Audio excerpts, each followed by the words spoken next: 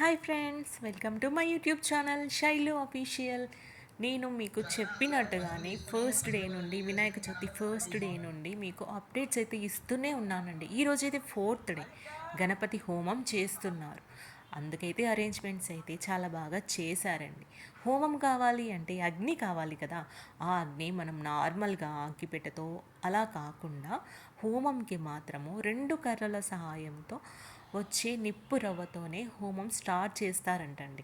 చూడండి, పంతులు గారు అయితే చాలా ట్రై చేస్తున్నారు.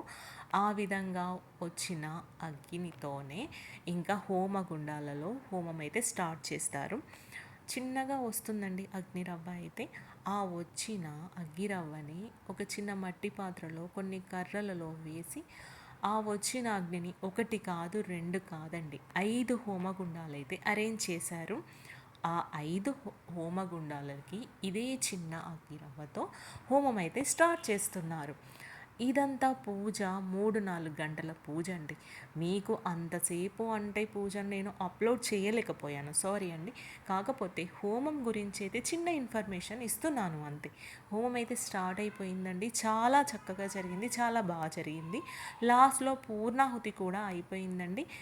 పూజ సామాగ్రి అంతా చూస్తున్నారు కదా. నేను కూడా కూర్చున్నానండి హోమంలో మా హస్బెండ్తో.